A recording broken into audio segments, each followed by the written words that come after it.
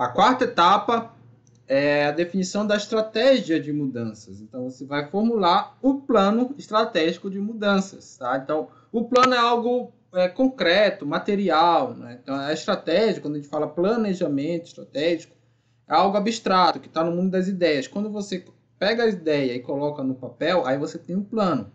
Então, inclui a análise, o planejamento, a seleção de estratégias que aumentam as chances de que os objetivos da mudança sejam alcançados. Mas tudo isso aqui tem que estar materializado no plano. Então, as estratégias devem considerar as restrições, tá? Então, sempre você tem restrições na empresa. A restrição primeira é de tempo, disponível para planejar e executar. O tempo é o recurso mais igual do mundo, né? Porque não importa se você é bilionário ou se você é um mendigo. O tempo, o seu dia vai ter 24 horas, tá? Então, por isso que é o bem mais precioso do mundo, a gente pode dizer assim. Extensão das mudanças propostas.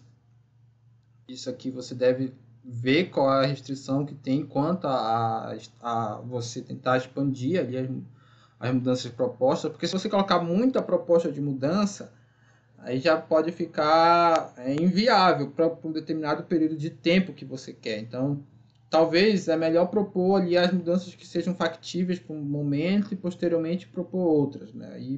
E com certa cautela. As características que devem ser mudadas, porque pode ter características que são mais difíceis de mudar. E para você mudar elas, você precisa primeiro mudar outras. Então, é uma restrição mudar ela, ao menos naquele momento.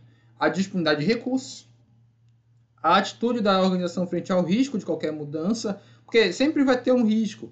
E aí a organização, ela tem um perfil de risco. Pode ser uma organização que não tem um perfil de assumir tanto risco. Assim como as pessoas, os gestores também, têm seu perfil. Então, se não tiver muito alinhado com o perfil da organização, das pessoas que trabalham nela, o risco assumido, pode ser que não funcione, porque o gestor pode propor algo muito arriscado que as pessoas da organização não queiram, não se sentem confortáveis em fazer. Aí ele vai precisar motivar bastante para as pessoas assumirem esse risco, porque ele pode estar com um perfil de risco diferente do perfil da organização como um todo. Então, o gestor tem que estar atento. O que é o perfil de risco dele e o que é o perfil de risco da organização, que pode ser diferente.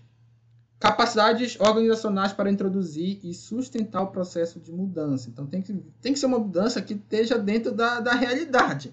Você não pode propor uma mudança que esteja fora, que as pessoas não têm capacidade, não têm perfil de risco. E a organização o problema pode até não estar nas pessoas, pode estar nos próprios recursos, infraestrutura, entre outras coisas da organização. Analise as alternativas. Que seria a análise das alternativas. Que deve atender aos seguintes critérios. Correspondam aos ambiente externo prevalecente, então essas alternativas, se elas estão dentro aqui do que tem no ambiente externo, envolvam uma vantagem competitiva sustentável, ou seja, de longo prazo, está nesse sentido aqui essa palavra, tá? Não necessariamente naquela conotação mais ambiental, mas aqui é de que duradouro aqui. Né? Sejam consistentes com outras estratégias da organização, forneçam uma flexibilidade adequada para a organização, sejam compatíveis com a missão e com os objetivos organizacionais estabelecidos, sejam viáveis do ponto de vista técnico, organizacional e factíveis também, do ponto de vista de recursos disponíveis. Muita coisa que já estava também no tópico anterior, né? Mas, por exemplo, isso aqui é muito importante, porque às vezes a gente pensa em missão e visão da empresa como algo, e objetivos organizacionais também, como algo meramente formal. Vou definir uma missão porque a empresa tem que ter uma missão. E a gente esquece que não tem que ser assim. A missão existe e tem uma razão dela existir. É a razão de ser da empresa. Então, você também tem que estar sempre condizente. Às vezes, a empresa, de fato, precisa mudar a sua missão. Mas não é o ideal que a empresa fique toda hora mudando a missão. A missão tem que ser algo muito bem pensado e que faça sentido para o resto da empresa. É por isso que ela existe. 3 ordens de estratégia. Então, tem as estratégias gerais relacionadas aos objetivos globais da organização. As específicas, então você vai pensar numa área específica que a organização está precisando mudar. Geralmente você tem, todas as áreas precisam ter algum grau de mudança, mas vai ter aquela que vai ser crítica e que vai precisar de certa urgência para você mudar, e você vai implementar seus esforços nessa área. E as funcionais? Aqui, quando fala em áreas funcionais, a gente está falando assim, no setor de marketing, quando a empresa está organizada com uma estrutura organizacional funcional. Tem aqui no canal aula sobre isso. Porque pode ser diferente assim de uma área específica, dependendo da estrutura organizacional. A empresa pode estar com outra estrutura organizacional. Tá?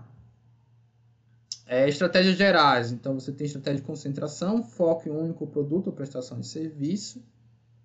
Estratégia de estabilidade. A organização procura mudar para manter seu produto ou serviço. Então, é estabilidade porque ela busca aqui manter. Ela vai, porque às vezes você tem um produto ou serviço, mas você precisa estar mudando para manter. Assim, para se defender de ataque de concorrentes, por exemplo. Estratégia de crescimento. Estratégia mais comum perseguida pelas organizações que se orientam ao mercado. Ela não quer só manter o produto ou serviço, a fatia de mercado, o market share desse produto ou serviço. Ela quer expandir. E tem a estratégia de redução das despesas. Então, a estratégia de redução de pessoal, diminuição de estoque, corte de gasto, enfim.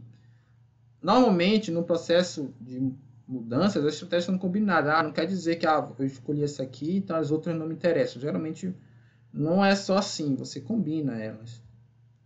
Você tem estratégias específicas, podem ser relativas aos concorrentes, aos fornecedores, clientes, produtos e serviços. Aqui estava específico, numa área específica, mas também pode ser, inclusive, fora da empresa. Vou colocar aqui, porque isso é importante. Tá? E aqui está mais claro, né? Porque pode ser os concorrentes, os fornecedores que estão fora da empresa ou dentro da empresa. Tá? Área específica fora ou dentro da empresa. Então, mais nessa conotação. E as estratégias funcionais, relacionadas às áreas funcionais. Aí sim, olha, vem a área financeira, recurso humano, o operacional, a produção, que são áreas das chamadas funções administrativas. E tem um gráfico aqui que é interessante. Escolha a forma de introdução da estratégia. Ele é baseado na persuasão e na ajuda, e nas consequências de curto e longo prazo aqui. Então, você pode fazer uma gestão de mudança, implementar isso até de forma lenta, porque aí você vai ter menos persuasão e vai mais ajudar seus colaboradores.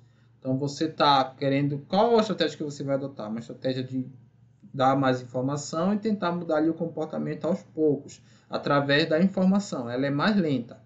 No outro lado, nós temos aquela que você meio que impõe uma mudança. Então, tem mais persuasão e menos ajuda. Você vai estabelecer uma política, vai tentar facilitar, mas mesmo que tenha aí uma determinação, né? Você não vai só agir com informação e esperar que todo mundo mude lentamente. Você vai impor e facilitar para que eles mudem, mas de forma tanto quanto imposta. Esse tipo aqui de implementação rápida, ele tem consequências de curto prazo, positivas ou negativas, porque se for muito imposto, você não pode não conseguir seu objetivo se o pessoal não gostar de toda essa imposição, tá? Já quando é uma implementação lenta, mais no sentido de informação do que da imposição, ela tende a ter um prazo maior. Então, isso é o ponto negativo, porque ela pode demorar para ter resultado, mas ela também vai ter menos conflito, porque você vai explicando aos poucos para os funcionários. Qual é a melhor? Depende.